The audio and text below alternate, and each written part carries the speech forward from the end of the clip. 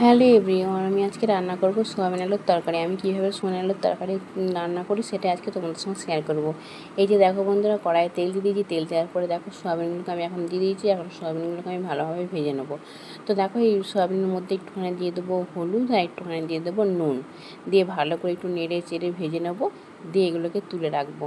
তো দেখো বন্ধুরা, এই যে আমি এখন এগুলোকে ভালো করে ভেজে নিচ্ছি। আমার এখন সয়াবিনগুলো দেখো ভালোভাবে ভাজা হয়ে গেছে। আমি এখন তুলে রেখে নিয়েছি বাটির মধ্যে একটা। তারপরে দেখো আবারও দিয়ে দিচ্ছি তেল। তেল দেওয়ার পরে দেখো দিয়ে দিচ্ছি একটুখানি 5 ফোড়ন, তারপরে দিয়ে দিচ্ছি একটা তেজপাতা আর একটা শুকনো লঙ্কা।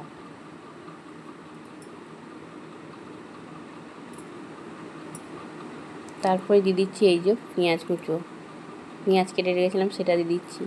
তারপরে দেখো পেঁয়াজগুলো একটু লাল লাল করে ভাজা হয়ে গেছে। তারপরে দিয়ে দিলাম আদা রসুন জিরে বেটে রেখেছিলাম, সেটা দিয়ে দিলাম। তারপরে দেখো এই যে হলুদ গুঁড়ো, লঙ্কা গুঁড়ো, জিরে গুঁড়ো সব দিয়ে ভালো করে মশলাটাকে কষে নিচ্ছি। তারপরে এই যে দেখো আলুগুলোকে দিয়ে দিলাম।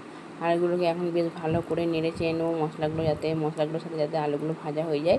এই যে দেখো এখন আমি ভালোভাবে নেড়ে চেড়ে নিচ্ছি। তারপরে দিয়ে দিচ্ছি নুন।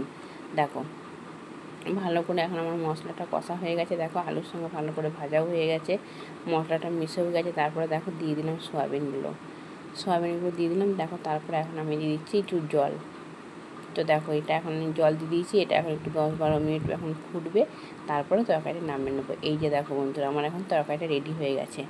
তো চলো বন্ধুরা, আজকের ভিডিওটা আমি এখানেই শেষ করি। তোমাদের কেমন লাগলো ভিডিওটা তোমরা একটু কমেন্ট করে বলে দিও। তো চলো বন্ধুরা, আজকের মতো টাটা বাই।